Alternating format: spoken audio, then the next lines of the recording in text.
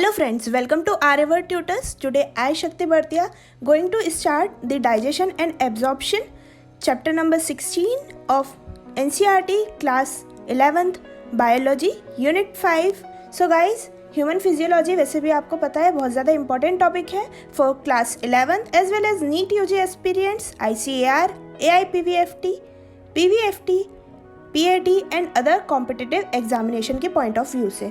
So guys, अगर आप मेरे चैनल पर नए हो तो please subscribe my channel, like my video and share this video after completion with your friends and loved ones. So let us we start chapter number 16, digestion and absorption, part 2, digestive glands. But before that we will discuss the previous section. Last paragraph is the innermost layer lining of lumen of the alimentary canal is the mucosa. We had discussed that there are the 4 layers of the alimentary canal: the mucosa, submuscularis, muscularis, and the outer one is serosa. So this mucosa layer forms irregular folds, rugae, in the stomach and small finger-like foldings called villi in the small intestine. जैसा कि हम जानते हैं कि जो mucosa layer, जो innermost layer होती है, ये स्टमक के अंदर इरेगुलर फोल्ड्स बनाती है जिसे हम रगे कहते हैं, और स्मॉल इंटेस्टाइन के अंदर ये फोल्ड्स, इन्हीं फोल्ड्स को हम विलाई कहते हैं. The cells lining villi produce numerous microscopic projection called microvilli giving brush border appearance. जैसा कि हमें पता है कि जो विलाई होती है उसके ऊपर स्मॉल प्रोजेक्शन होते हैं जिन्हें हम माइक्रोविलाई कहते हैं. ये जो है एक ब्रश बॉर्डर अपीयरेंस देते हैं. तो इनका फंक्शन क्या है हमें पता होना चाहिए, बहुत ज़्यादा इंपॉर्टेंट है. These modification increase the surface area enormously. ये जो है स्मॉल इंटेस्टाइन का, जैसा कि हमें पता है कि लेंथ सबसे ज़्यादा होती है, तो ये एक छोटे से स्पेस के अंदर कवर होती है थ्रू दी फोल्डिंग्स. तो ये फोल्डिंग्स जो है ये विलाई की वजह से सबसे ज़्यादा होती है. इंपॉर्टेंट है ये डायग्राम NCERT का, हमें याद रखना है, इसकी लेबलिंग भी. This modification increases the surface area enormously. Villi are supplied with a network of capillaries and a large lymph vessel called the lacteal. Villi, जैसे कि हमें पता है, विलाई के अंदर आर्टरी, वेन, कैपिलरीज, जैसे कि आप हम देख रहे हैं, ये कैपिलरी, आर्टरी, वेन. तो इसके अंदर एक लिम्फ वेसल होती है. जो मेजर लिम्फ वेसल होती है इसे हम कहते हैं लैक्टील. जैसा कि आप ये पिक में देख रहे हैं, लैक्टील. विलाई के अंदर एक लिम्फ नोड होती है जिसे हम लैक्टील कहते हैं, लिम्फ वेसल होती है. Mucosal epithelium has goblet cell which secrete mucus that help in lubrication. Mucosa also forms glands in the stomach called the gastric glands and crypts in between the base of the villi in this intestine that is called crypts of Lieberkühn. All the 4 layers show modification in different parts of the alimentary canal. जैसा कि हम देख रहे हैं कि अब बात mucosal epithelium की है, तो म्यूकोसल एपिथेलियम में गॉबलेट सेल्स भी होती है. गॉबलेट सेल्स का सिंपल सा फंक्शन है, हमने टिश्यू वाले चैप्टर में भी पढ़ा है कि ये म्यूकस सिक्रेट करते हैं जो कि किसी भी सब्सटेंस को लुब्रिकेट करती है. एंटीबैक्टीरियल एजेंट होता है म्यूकोस या mucus. Mucosa also forms glands in the stomach. जैसा कि हम जानते हैं कि म्यूकोसल लेयर जो है ये म्यूकस सिक्रेट करती है और ग्लैंड्स भी बनाती है स्टमक लेवल पर, जिन्हें हम गैस्ट्रिक ग्लैंड्स कहते हैं, और इंटेस्टाइन लेवल पर ये क्रिप्ट्स ऑफ लिबरकुन बनाती है. ये इंपॉर्टेंट है, ये तीनों मॉडिफिकेशन हमें म्यूकोसल एपिथेलियम के याद रखना है. Next is digestive glands.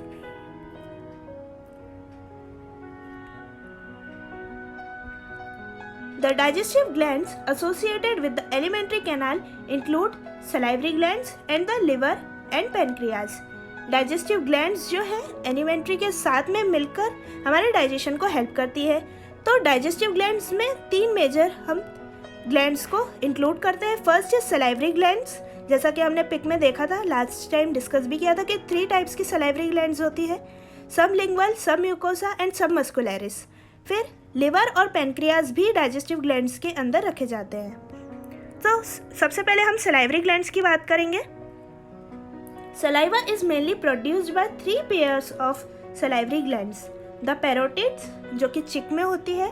Next सब मैक्सिलरी ऑब्सर मैंडिबुलर जो कि लोअर जो में होती है, एंड सबलिंगुअल जो होते हैं बिलो द टंग। लिंगुआ जो वर्ड है वो टंग के लिए हम यूज़ करते हैं, so sublingual means below the tongue. So इन तीनों की लोकेशन हमें याद रखनी है।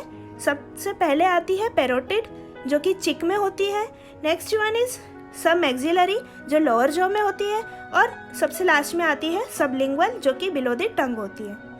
These glands situated just outside the buccal cavity and secrete salivary juice into the buccal cavity.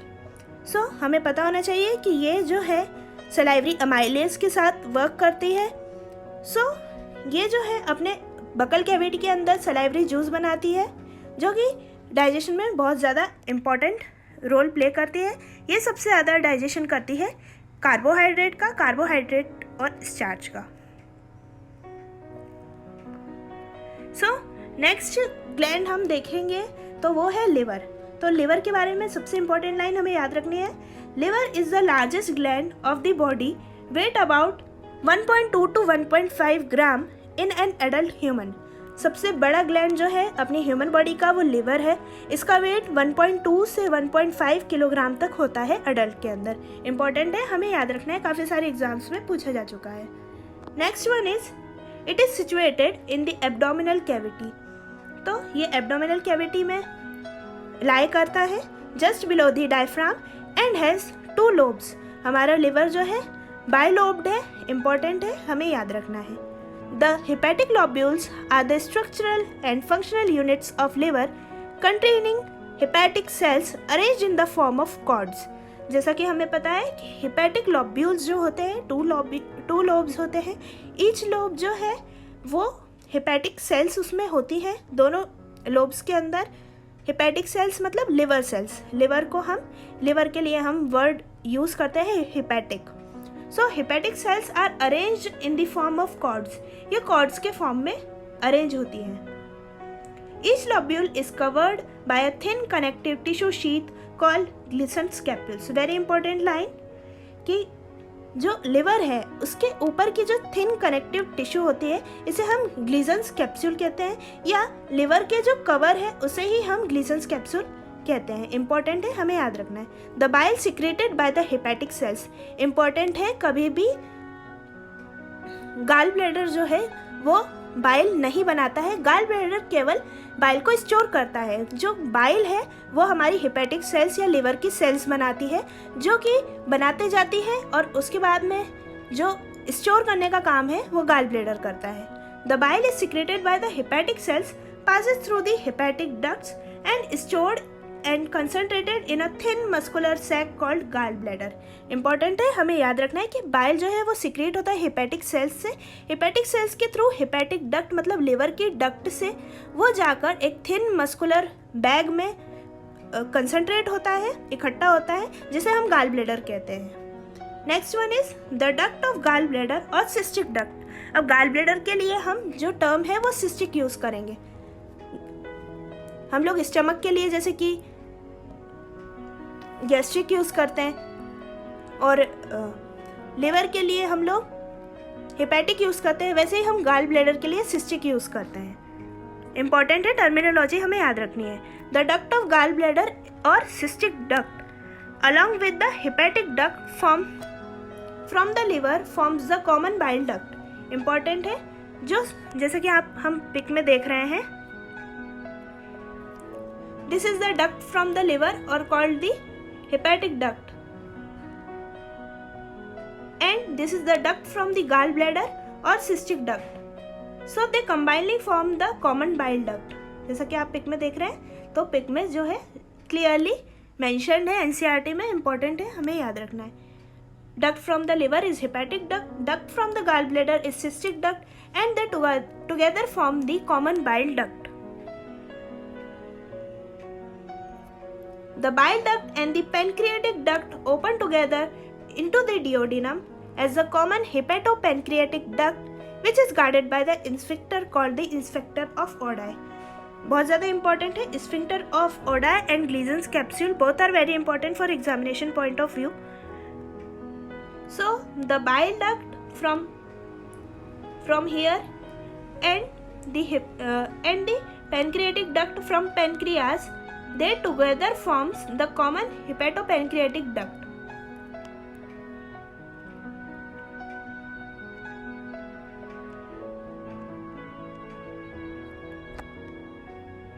And they together work with the sphincter of Oddi. Important है, हमें याद रखना है sphincter of Oddi. So next is the pancreas is a compound both exocrine and endocrine elongated organ. Important है, pancreas जो है वो gland भी है और एक organ भी है, because ये exocrine और endocrine दोनों की तरह वर्क करती है, इसलिए ये mixed gland की कैटेगरी में आती है. It is situated between the limbs of the C-shaped duodenum. Important है, पहले U-shaped duodenum लिखते थे NCERT में, बट अभी जो न्यू NCERT में अपडेट आया है उसके हिसाब से जो ड्यूडेनम का शेप है वो सी शेप्ड है. शेप्स मैंने आपको पहले भी बताए हैं, बहुत ज़्यादा इंपॉर्टेंट है, याद रखना है. जैसे कि जे शेप जो है स्टमक का है, वैसे ही सी शेप ड्यूडेनम का है, हमें याद रखना है. The exocrine portion. अब हम एक्सोक्राइन की बात करें, एंडोक्राइन की बात जो है हम लोग अब लास्ट चैप्टर जो है हॉर्मोन्स उसमें हम डिस्कस करेंगे. The exocrine portion secretes an alkaline pancreatic juice containing enzyme and endocrine portion secretes hormone insulin and glucagon. बहुत ज़्यादा important है कि जो exocrine portion है पेनक्रियास का वो एक alkaline pancreatic juice secrete करता है, और जो endocrine portion है वो hormones secrete करता है insulin और glucagon. So our next topic is digestion of food. The process of digestion is accomplished by mechanical and chemical process. जैसा कि हमें पता है कि डाइजेशन जो है वो मैकेनिकल और केमिकल प्रोसेस से मिलकर पूरा कंप्लीट होता है. The buccal cavity performs two major functions: mastication of food and facilitation of swallowing. जैसा कि हमें पता है कि बकल कैविटी के दो मेजर फंक्शन है. पहला है मिक्सिंग ऑफ फूड और मैस्टिकेशन ऑफ फूड, या खाने को जो है इस लार्ज से स्मॉल करके उनके छोटे छोटे टुकड़े कर देता है. और फैसिलिटेशन ऑफ स्वेलिंग, खाने को निगलने के लिए बहुत ज़्यादा हेल्पफुल होती है हमारी buccal cavity. Next one is the teeth and the tongue with the help of saliva masticate and mix up food thoroughly. Teeth और टंग की हेल्प से भी सलाइवा जो है वो मिक्सअप होता है और फूड जो है वो थोरली बकल कैविटी से इसोफेगस में पास होता है. But before that mucus in saliva helps in lubricating and adhering the mastication food particles into a bolus. जो हमारा खाना है, फूड पार्टिकल है, म्यूकस और सलाइवा की हेल्प से ये दोनों एक लुब्रिकेटिंग एजेंट की तरह काम करते हैं, और जो फूड पार्टिकल्स हैं इन्हें इकट्ठा करके बोलस के फॉर्म में कन्वर्ट कर देते हैं. बोलस जैसा कि हमें पता है कि ये एल्कलाइन होता है. Next is the bolus is then conveyed into the pharynx and then into the oesophagus by swallowing और डिग्लूटिशन. जैसा कि हमें पता है कि बोलस जो है ये फेरिंग्स से होते हुए इसोफेगस में जाता है बाय स्वेलिंग, और स्वेलिंग को ही हम डिग्लूटिशन कहते हैं. The bolus further passes down through the esophagus by successive wave or muscular contraction called peristalsis. Important है, हमें याद रखना है कि जो बोलस है वो through the esophagus like this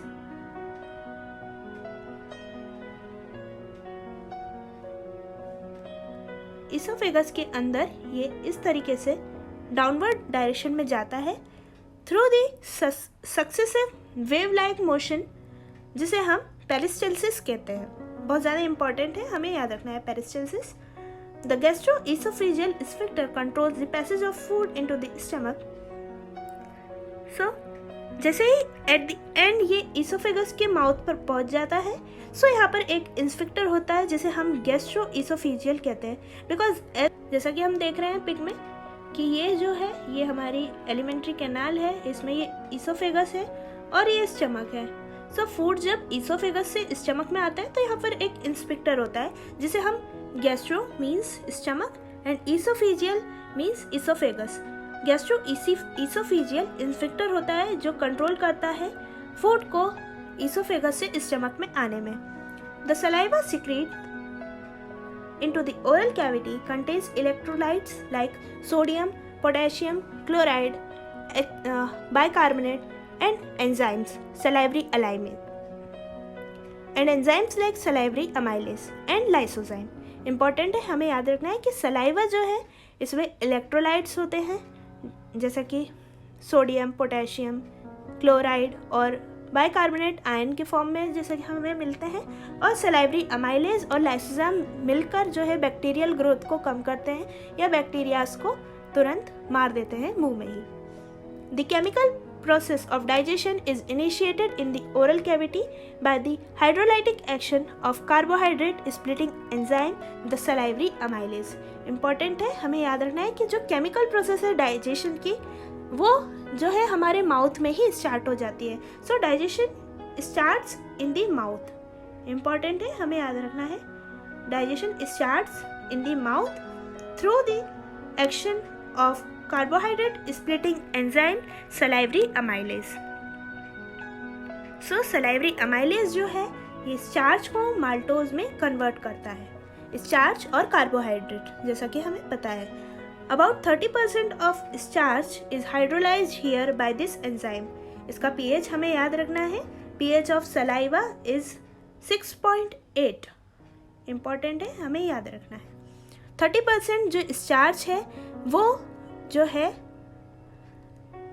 टूटकर माल्टोज में कन्वर्ट हो जाता है इन द माउथ. ठीक है,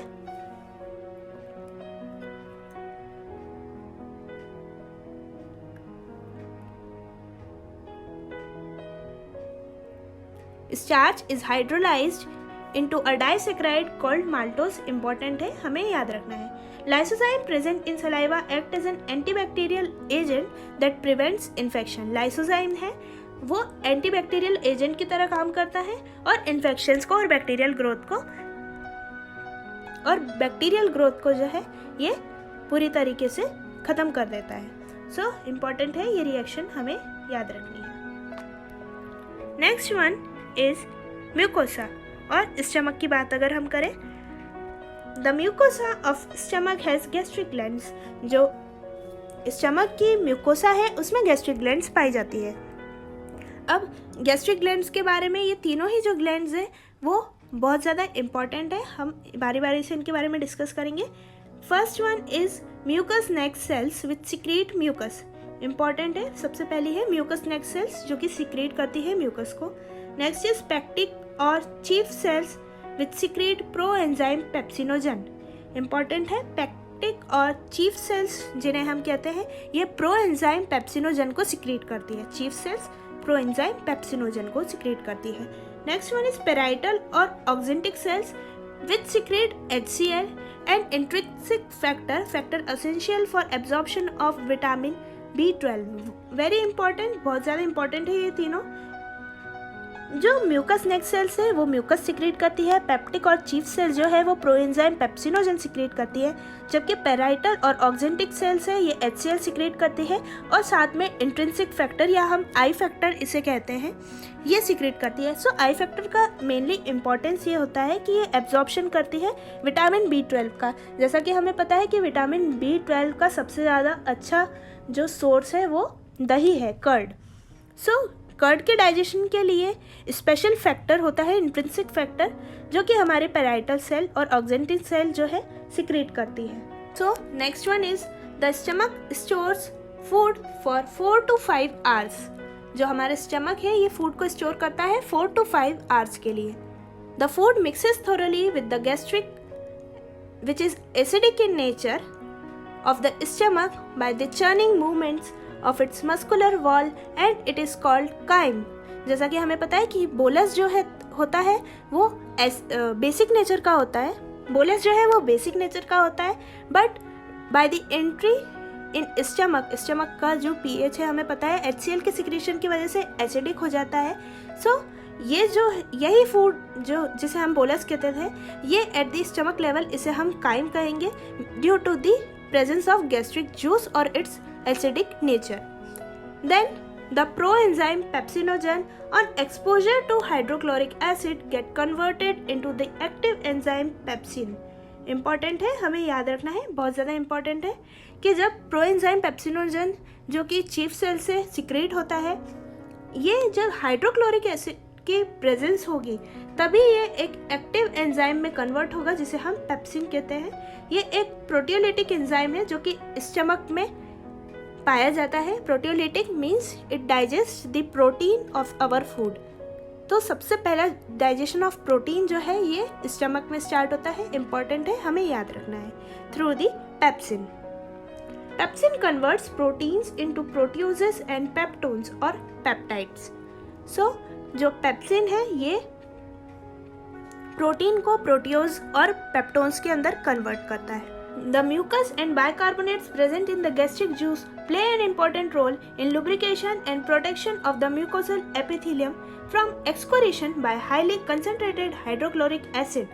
इम्पॉर्टेंट है, हमें याद रखना है कि म्यूकस और बाइकार्बोनेट्स जो कि गैस्ट्रिक जूस या जूस ऑफ स्टमक के अंदर प्रेजेंट होते हैं ये लुब्रिकेशन का काम करते हैं और साथ ही साथ म्यूकोसल एपिथेलियम जो है हमारे स्टमक की वॉल ऑफ स्टमक जिसे हम कहते हैं, इसको जो है हाईली कंसनट्रेटेड हाइड्रोक्लोरिक एसिड जिसका पीएच अबाउट 1.8 जैसा कि आप देख रहे हैं 1.8 पीएच मतलब हाईली एसिडिक। HCl को हम क्वीन ऑफ एसिड्स भी कहते हैं। इसके परफोरेशन से बचाने के लिए म्यूकस जो है, म्यूकस सिक्रेटिंग सेल्स जो है वो म्यूकस जो है वो वॉल पर फैला देती है जिससे अपना जो हाइड्रोक्लोरिक एसिड है ये जो है वॉल को परफोरेट नहीं कर पाता, वॉल को डैमेज नहीं कर पाता। बट इन केस अगर म्यूकस नहीं हो पेट के अंदर और वॉल ऑफ स्टमक जो है HCl से परफोरेट हो जाए, इसी को ही हम पेप्टिक अल्सर कहते हैं या फिर पेट के छाले कहते हैं। HCl provides the acidic pH optimal for pepsin. लेकिन यही pH जो HCl का है ये प्रोएंजाइम पेप्सिनोजन को पेप्सिन में कन्वर्ट करने के लिए सबसे ज़्यादा इम्पोर्टेंट होता है जिससे प्रोटीन का डाइजेशन हो। Rennin is a proteolytic enzyme found in the gastric juice of infants which helps in the digestion of milk protein और casein protein। इम्पॉर्टेंट है ये भी बहुत ज़्यादा कि RENNIN हमें पता होना चाहिए। RENIN जो एंजाइम है ये हम पढ़ेंगे एक्सक्रीशन चैप्टर में, बट RENNIN ये इम्पॉर्टेंट है। ये एक प्रोटियोलिटिक एंजाइम है, ये गैस्ट्रिक जूस में पाया जाता है खास करके इन्फेंट्स के या जो बच्चे दूध पीते हैं, बिकॉज ये digestion of milk protein casein protein के डाइजेशन के लिए बहुत ज़्यादा इंपॉर्टेंट होता है। Small amount of lipase are also secreted by the gastric glands. Important है कि लाइपेज एंजाइम भी स्मॉल अमाउंट में सिक्रेट होता है गैस्ट्रिक ग्लैंड्स या स्टमक की ग्लैंड्स से। Next one is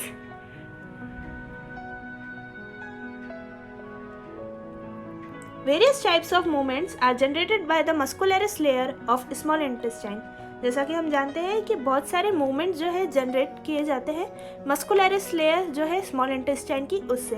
These movements help in a thorough mixing up of the food with various secretions in the intestine and thereby facilitate digestion। जैसा कि हम जानते हैं कि इसी मस्कुलरिस लेयर के जो है बार बार मूवमेंट होने पर डाइजेशन जो है वो ज़्यादा अच्छे से हो पाता है और मिक्सिंग जो है वो प्रॉपर हो पाती है।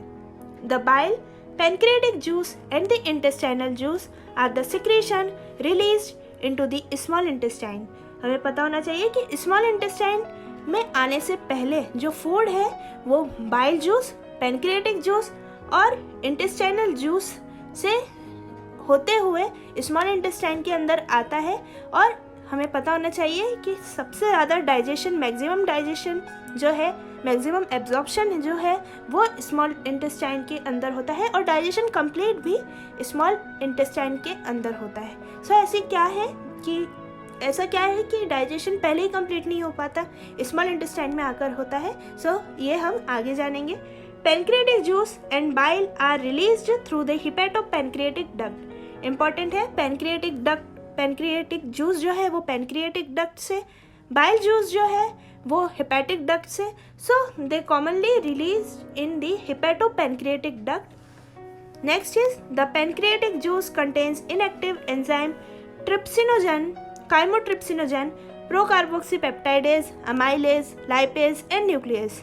हमें पता होना चाहिए कि मैक्सिमम एंजाइम्स जो प्रेजेंट होते हैं वो पैनक्रियाटिक जूस से हमें इंपॉर्टेंट एंजाइम्स मिलते हैं जो कि होते हैं trypsinogen, chymotrypsinogen, procarboxypeptidase, amylase, lipase और न्यूक्लियस।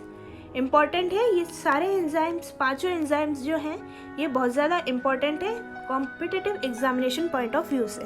तो फर्स्ट हम ट्रिप्सिनोजन की बात करते हैं। Trypsinogen is an activated by an enzyme enterokinase secreted by the intestinal mucosa. बहुत ही ज़्यादा इंपॉर्टेंट क्वेश्चन है, ये इस साल नीट में भी आ चुका है। ट्रिप्सिनोजन जो है एक एंजाइम है, ये एंटेरोकाइनेज से जो है एक्टिवेट होता है बाय द इंटेस्टाइनल म्यूकोसा, और ये जो है ट्रिप्सिनोजन ये ट्रिप्सिन में कन्वर्ट होता है through the action of enterokinase. बहुत ज़्यादा इंपॉर्टेंट है। Next line, which in turn activate the other enzyme of the pancreatic juice. So सबसे पहले जो है ये ट्रिप्सिनोजन एक्टिवेट होता है, ट्रिप्सिन बनता है, एंड देन ट्रिप्सिन ही बचे हुए सारे जो पैनक्रियाटिक जूस के एंजाइम्स हैं जैसे कि chymotrypsinogen, procarboxypeptidase, amylase, lipase, nucleus. सो ट्रिप्सिनोजन जो है वो ही एक ऐसा एंजाइम है और ट्रिप्सिन ही ऐसा एंजाइम है जो अदर पैनक्रियाटिक जूस से निकलने वाले एंजाइम्स को एक्टिव कर देता है without any further reaction. Next is the bile released into the duodenum contains bile pigments, bilirubin and biliverdin, bile salts, cholesterol and phospholipids but no enzymes। important है कि जो बाइल है उसके अंदर कोई भी एंजाइम पाया नहीं जाता है, लेकिन इसमें बहुत ज़्यादा पिगमेंट्स मिलते हैं। दो टाइप के पिगमेंट्स हमें देखने को मिलते हैं। Bilirubin is the greenish colour and बिलिवर्डिन is the yellowish in colour. Next bile salts जिसमें हम कार्बोनेट सबसे ज़्यादा देखने को मिलता है, कोलेस्ट्रॉल, फॉस्फोलिपिड्स ये भी हमें बाइल जूस के अंदर देखने को मिलता है। सो बाइल जूस का फंक्शन हम देखेंगे। Bile helps in emulsification of fats that is breaking down of the fats into very small micelles, और बाइल जो है वो एक्टिवेट करता है लाइपेज को भी। इम्पॉर्टेंट है, हमें याद रखना है कि लाइपेज जो है ये गैस्ट्रिक ग्लैंड से भी सिक्रेट होता है और साथ ही साथ पैनक्रियाटिक जूस से भी सिक्रेट होता है। सो बाइल को एक्टिवेट करने का काम जो है, लाइपेज को एक्टिवेट करने का काम जो है वो बाइल करता है। So next is